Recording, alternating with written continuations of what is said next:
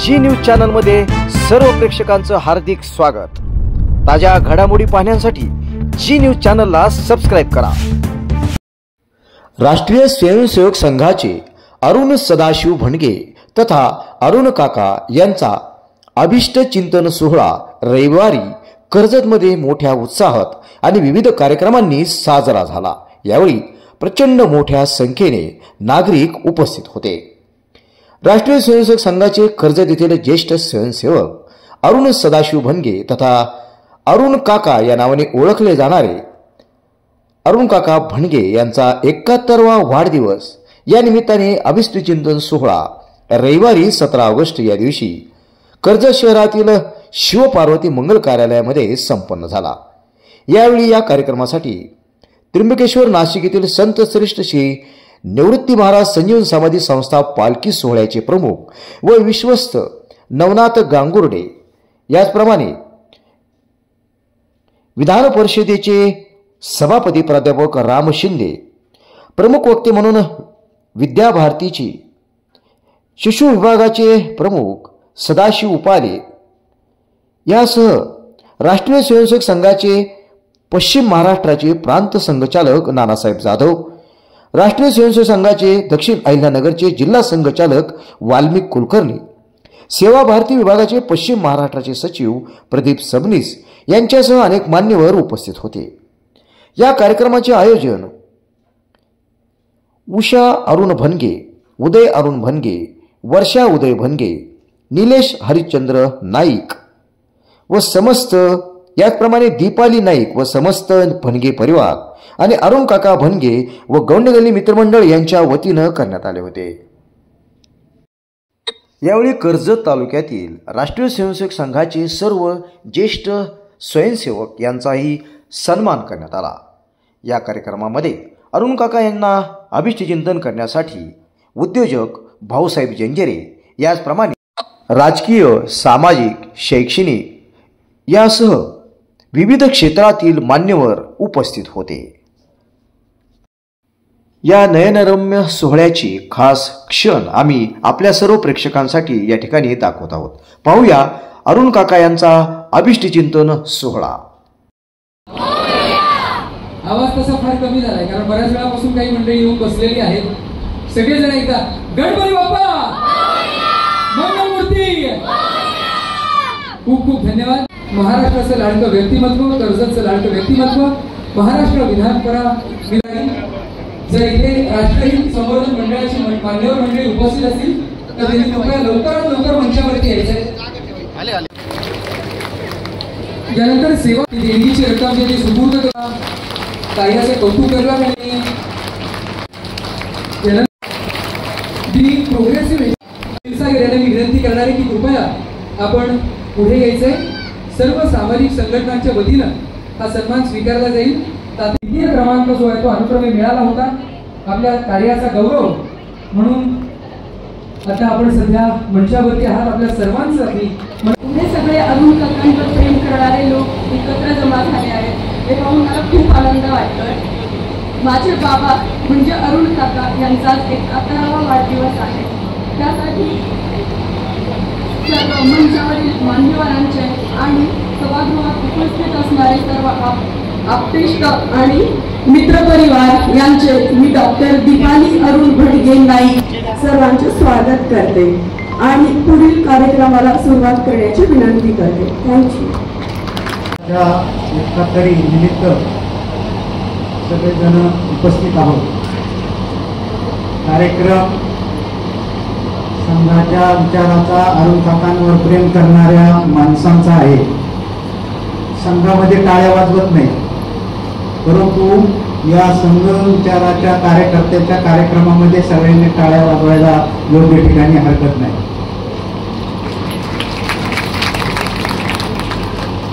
एकटाच तरी करायचं ठरवलं आणि घरात चर्चा सुरू झाली।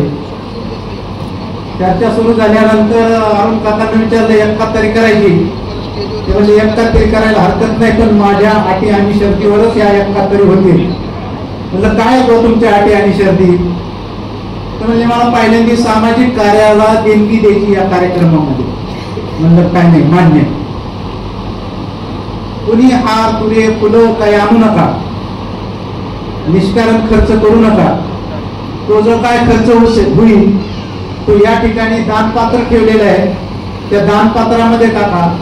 त्याच्यात तेवढीच रक्कम मी टाकतो आणि ती रक्कम वेगवेगळ्या सामाजिक संघटनांना देतो. म्हणतात बा मान्य.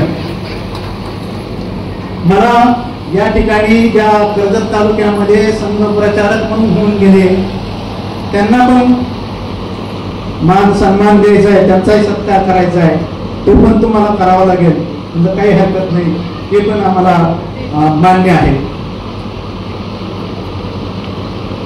ज्येष्ठ संशोधक आहेत, म्हणजे आबा असतील, पोपटबाई असतील, संजीवन दादा असतील, यासारख्या अनेक जणांचा मला सत्कार करायचा आहे. तोही आपल्याला करायला आम्ही सर्वांनी मान्यता दिली. त्यानंतर मग आमची एक विनंती त्यांना सांगितली की आम्हाला तुला करायची आहे. ते म्हणले काही हरकत नाही, तुला करायची असेल तर ती धान्याची किंवा कशाची करू नका, ती चादरीची करा. आणि त्या चादरी मला वनवासी कल्याण आश्रमाला, अनाथ आश्रमाला भेट द्यायचे आहेत. आणि त्याच्यामुळं आपला हा फुलेचा देखील कार्यक्रम झाला. अरुण काका म्हणजे गावचे काका, त्यांचा संपर्क, त्यांची वागणूक यामुळं ते कधी साऱ्या गावचे, तालुक्याचे, जिल्ह्याचे काका झाले कळलंच नाही. आम्ही ज्यावेळेस निरोप द्यायला गेलो की अरुण सदाशिव गणगे यांचं अभिष्ट चिंतनाचा कार्यक्रम ठेवलाय, तर त्या समोरच्या माणसाच्या चेहऱ्यावर अनोळखी भाव असायची. आणि मग ते सगळं सांगितल्यावरती म्हणजे अरुण काका का, बर बर बर बर अरुण काका म्हणल्यावर यायचे, आम्हाला कार्यक्रमाला यायचं आहे.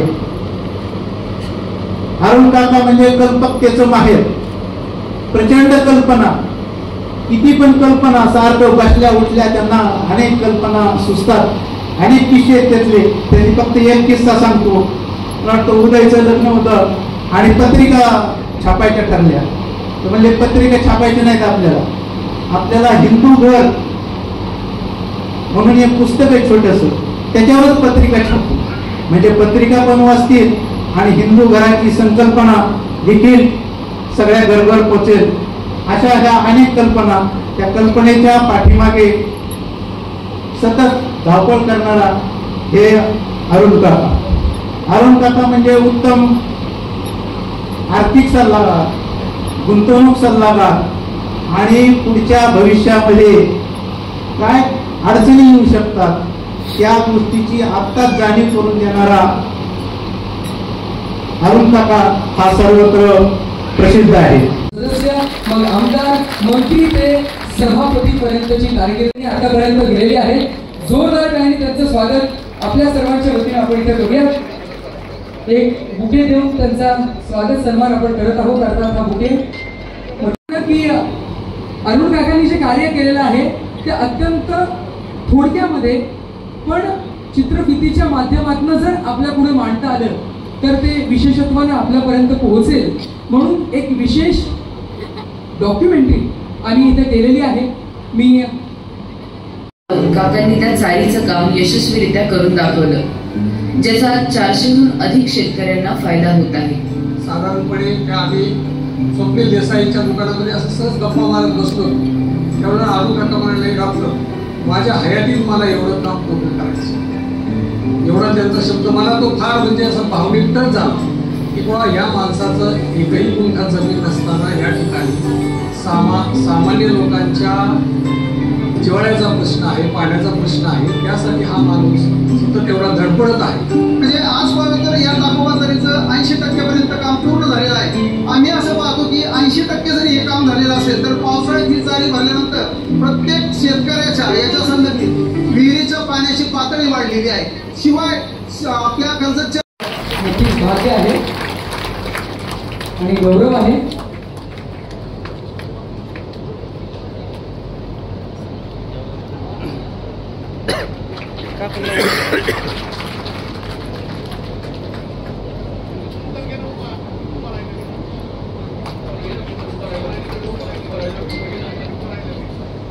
अरुण काकांची जशी इच्छा होती तशा पद्धतीनं सामाजिक दायित्व निभावत सन्मान जो तो केला जातोच आहे.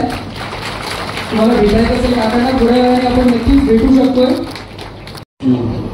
गुरुदेव महेश्वरा गुरुर साक्षात परब्रह्म तस्मै श्री गुरुवे नमः. यदक्षरमणाख्येय माननमस् केवलम श्रीमन निवृत्तीनाथेति ख्यातम दैवतमाश्रये. गोदळ महाराज की आवाज जरा कमी आला पाठीमागची मंडळी. गोदळ महाराज की जय श्रीराम. आपणा सर्वांचे मार्गदर्शक आदरणीय वंदनीय अरुण सदाशिव भुंगे तथा अरुण काका यांच्या आयुष्य चिंतनाच्या प्रसंगी आपण सर्व उपस्थित आहात. त्यामध्ये प्रामुख्यानं महाराष्ट्र ही संतांची भूमी आहे. या संतांच्या भूमीतील महाराष्ट्र विधान परिषदेचे सभापती सन्माननीय रामजी शिंदे साहेब. बहुत दिवसा भाग्य उदयाचा ठसा झालो सन्मुख तो कैसा संत चरण पावलो. आजी फिटले माझे कोडे बहुत जन्माचे साकडे कोडाटले पुढे परब्रह्म सावळे. ज्याप्रमाणे पंढरीश पांडुरंग परमात्म्याच्या दर्शनानं आपली मनाची तृप्ती होते त्याचप्रमाणे माझी सुद्धा तृप्ती झाली आहे. इतक्या चांगल्या महान व्यक्तीच्या सन्मानासाठी अभिषेकाच्या निमित्तानं माझ्यासारख्याचं येणं झालं. त्र्यंबकेश्वर ते या कर्जत ग्रामापर्यंत येणं झालं त्या अरुण काकांच्या अभिष्ट चिंतनाच्या प्रसंगी. कारण की अभिष्ट चिंतन कोणाचं आहे यापेक्षा त्या व्यक्तीचं कार्य काय आहे हे कार्य बघत असताना प्रत्येकाच्या डोळे पाणवलेले होते, प्रत्येकाच्या डोळ्यात आसू होते. हेच त्या काकांचं कार्य आपल्या सर्वांना सांगून जाते. खरंच मनापासून सर्वांनी जोरदार टाळी वाजवून या काकांचं स्वागत करावं. का करावं? स्वागत करायचं संघाची परंपरा जरी आपली या टाळी वाजवण्याची नसेल पण या निमित्ताने मी सांगेल अनेक अशा काही अनिष्ट परंपरा आहे, प्रथा आहे. त्या प्रथाच्या सोबत आपण या चालत असतो. पण याही प्रथा परंपरेला फाटा देत या परिवारानं अतिशय स्तुत्य उपक्रम आपल्या संपूर्ण या कर्जत करत नव्हे तर संपूर्ण अहिल्यानगर या पंचक्रोशीमध्ये अहिल्यानगर जिल्ह्यामध्ये अतिशय चांगला अभिनव उपक्रम या ठिकाणी मी बघितलाय. त्यासाठी वापरले त्याचा फायदा त्या मुलांना नाही त्या मुलांच्या भवितव्यासाठी असा सूक्ष्म विचार करणारा जर परिवार असेल तो आपला या भंगे पाटील परिवार आहे. किती परंपरा चुकीची आहे. कालच आपला गोपाल काला झाला. गोपाल कालावरती कोणी किती थर लावले जरा माफी मागतो शिंदे साहेब मी तुमची. राजकीय वलयामधून प्रत्येक जण आपलं अस्तित्व स्थापन करण्याकरता काही आपल्या धर्माच्या परंपरा वेगवेगळ्या अंगाने जातोय. विशेष मी सांगेल का सर्व धर्म प्रचारक या ठिकाणी उपस्थित आहे. ह्या परंपरा काही चुकीच्या परंपरा आपल्या समोर जात आहे पण कुणी बोलत नाही. याचा गैरफायदा काही मंडळी घेत आहे.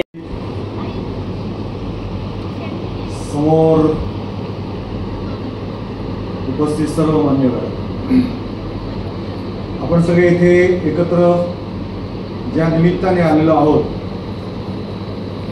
ते श्री अरुण काका भणगे यांच्या 71व्या अभिष्ट चिंतनासाठी. आपल्या सगळ्यांना जोडणारी व्यक्ती जी आपल्या सगळ्यांच्या समोर बसलेली आहे. आपल्या सगळ्यांना एकत्र आणणारी जोडणारी समान धागा गुंतणारी अशी जी व्यक्ती आहे ती अरुण काका आहेत. मी 40 वर्षापूर्वी जेव्हा इथे नगरमध्ये प्रचारक म्हणून आलो कर्जत आणि जामखेडसाठी तेव्हा हे दाम्पत्य माझे पालक होते. त्यामुळे जेव्हा दादाने फोन केला अरुण काकांनी फोन केला त्यामुळे या कार्यक्रमाला येणं किंवा टाळणं हे शक्यच नव्हतं आणि म्हणून मी यायचं इथं कबूल केलं. आपल्या सगळ्यांना माहित आहे की इथे अरुण काकांच्या निमित्ताने आपण सगळे एकत्र आलेलो आहोत. तर त्याही पाठीमागे आणखीन एक अदृश्य शक्ती ती आपल्या सगळ्यांना जोडणारी आणि ती म्हणजे राष्ट्रीय स्वयंसेवक संघ जी आहे. इथे आता काकांनी अनेक सामाजिक संस्थांना ज्या देणग्या दिल्या त्या सगळ्यावरनं आपल्याला लक्षात येईल की ही शक्ती म्हणजे काय आहे किंवा या शक्तीचं कालच माननीय पंतप्रधानांनी लाल किल्ल्यावरनं उल्लेख केला. जी शक्ती 100 वर्ष पूर्ण करते आहे राष्ट्रीय स्वयंसेवक संघ. जगातली अशी कुठलीही शक्ती किंवा ताकद किंवा संघटना अस्तित्वात नाही. अनेक संकट झेलून या हिंदू राष्ट्राच्या उत्थानासाठी ज्या पद्धतीनं अविरतपणे गेली 100 वर्ष नमस्ते सदा वत्सले मातृभूमे असं म्हणत परम वैभवाला नेण्यासाठी या देशाला, या समाजाला, या संस्कृतीला पुढे नेण्यासाठी एवढंच नव्हे तर आपल्याला ज्याची काही पदचिन्ह दिसत आहेत, जी या देशाने विश्वाचं नेतृत्व करावं, विश्वगुरु म्हणून व्हावं, या दृष्टीने जी वाटचाल चालू आहे, तर अशी ही शक्ती अरुण काकांसारखी माणसं घडवणारी शक्ती असं ज्याचं आपल्याला वर्णन करता येईल.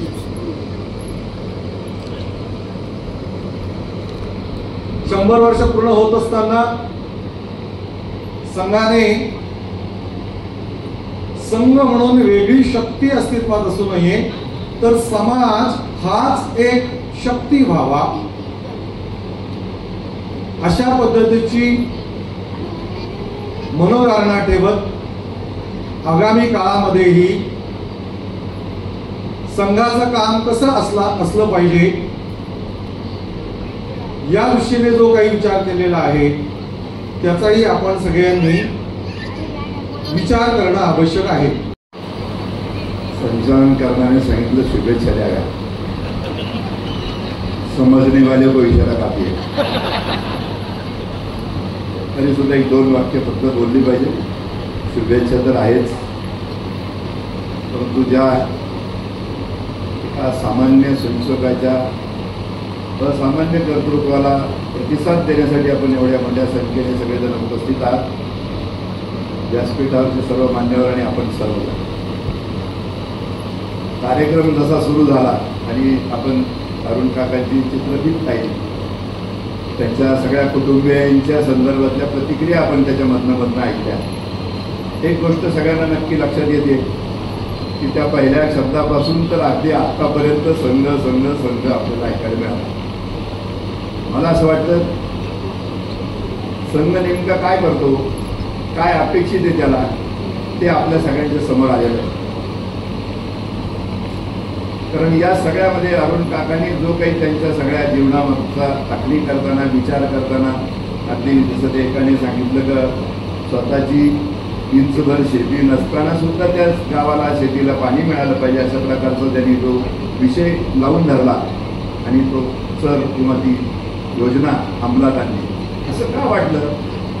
मला असं वाटतं की लहानपणापासून संघात आल्याचा जो परिणाम असतो, जो आता आपल्या उपाल्यांच्याही बोलण्यात आला का व्यक्ती घडवणं, व्यक्ती निर्माण, मला असं वाटतं हेच काम संघाचं आहे. त्याचबरोबर महाराजांनी आणि उपाल्यांनी सुद्धा असं झालं, एक तर संघाचं काम नाही, कधी ठेका उचललेला नाही.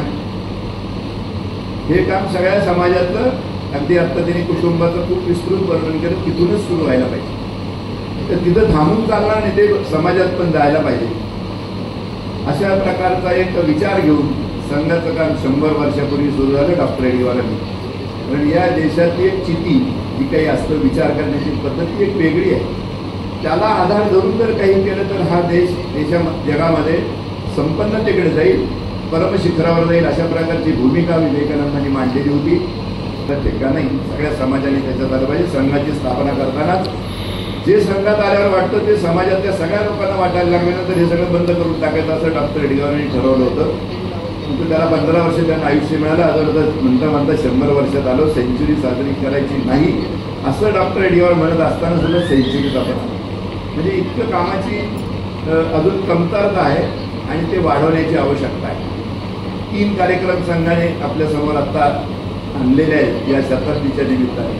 मगाशी एक उल्लेख आला परिप्रास्ताविकामध्ये चावरे सरांच्या. त्याच्या 20 दिवसात ते सगळे एक घर सुटता कामा नये. मग ते संघाच्या स्वयंसेवकाचा असो, विरोधकाचा असो, विदर्भीतला असो, त्या घरामध्ये संघाच्या स्वयंसेवकाने जाऊन छोटी माहिती सांगणं, पोस्टमन सारखं पत्रक देणं असं न करता जरा बसून त्याच्याशी चर्चा करणं, ते घर कसा विचार करतात, काय काय चाललं त्या घरात, थोडा त्याचा अंदाज घेणं आणि त्याप्रमाणे आपल्याला समाजामध्ये काय करावं लागेल याची एक कल्पना सगळ्यांना येईल अशा प्रकारची एक भूमिका घेऊन ते काम आहे.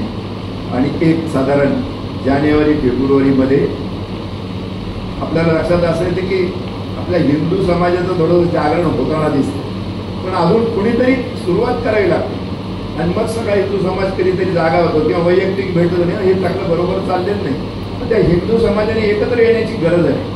त्या अशा प्रकारची मोठ्या प्रमाणात हिंदू संमेलनं मंडलशहा म्हणजे एका तालुक्यामध्ये 10 ठिकाणी तरी कमीत कमी अशा प्रकारचे मोठे हिंदू समाजाचे मेळावे समाजाने आयोजित करावे आणि त्यामध्ये जे काही विषय आता जसा कुटुंब पुरवणारा एक सांगणार.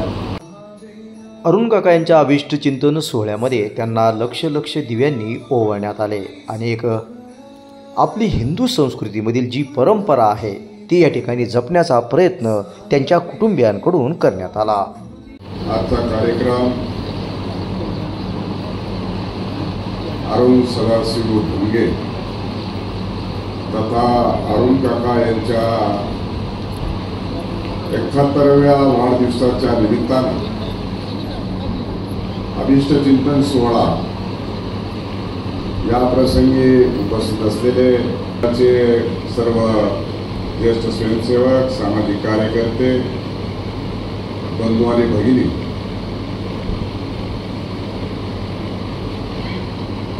खरं तर काकांच्या संदर्भामध्ये मी प्रथमतः त्यांना 71व्याच्या निमित्तानं दीर्घायुष्य लाभो, स्वास्थ्य चांगलं लाभो अशी परमेश्वराच्या आणि संत शिरोमणी गोदड महाराजाच्या चरणी प्रथमतः मी विनंती करतो. कारण आतापर्यंत प्रास्ताविकापासून आतापर्यंत आपण डॉक्युमेंटरी देखील पाहिली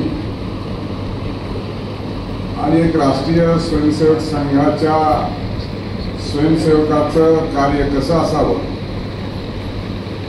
निस्वार्थ, कर्तबगार, त्यागी अशा पद्धतीचं त्यांचं संपूर्ण जीवन राहिलं. वास्तविक पाहता अतिशय प्रतिकूल परिस्थितीमध्ये त्यांचा 14 ऑगस्ट 1953 रोजी जन्म झाला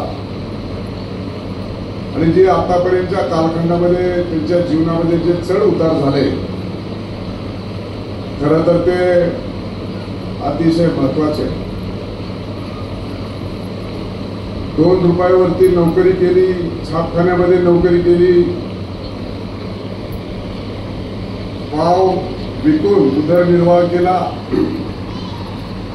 आणि त्यांच्या 71व्या या अभिष्ट चिंतन सोहळ्यामध्ये एवढ्या मोठ्या प्रचंड प्रमाणामध्ये आपण जी गर्दी केली आहे गेल्या 3 तासापासून, खरं तर हेच कार्य त्यांच्या जीवनामध्ये त्यांनी केलं आणि एवढी मोठी माणसं केली.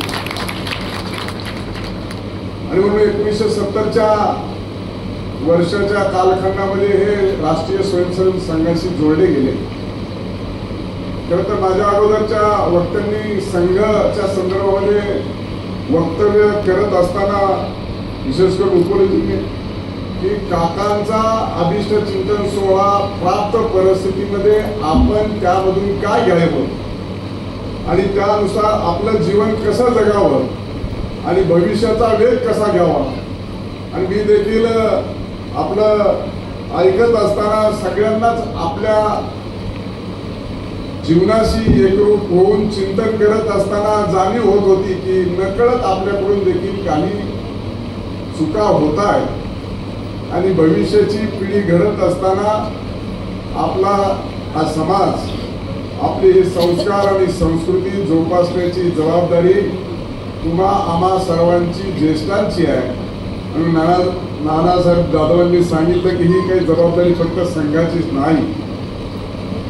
आणि वास्तविक पाहता संघ हा 100 वर्ष आयुष्य पूर्ण करतोय.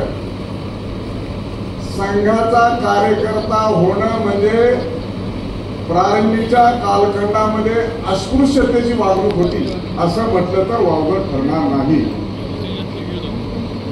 कारण देश स्वातंत्र्य झाल्याच्या नंतर संघामध्ये काम करणं, जनसंघामध्ये काम करणं, त्यानंतर भारतीय जनता पार्टीमध्ये काम करणं, हे मी जरा काही चुकत असेल तर दुरुस्त करा, या विचाराचं काम करणं, या ध्येयानं, या राष्ट्रप्रेमानं जी संघटना काम करते ते अस्पृश्यतेच्या प्रतिकूल परिस्थितीमध्ये आपला विचार गेली 100 वर्ष टिकून ठेवला. आणि त्या संघटनेचं मदर संघटना जे ऑर्गनायझेशन आहे त्याचं देशात 3ऱ्यांदा सरकार.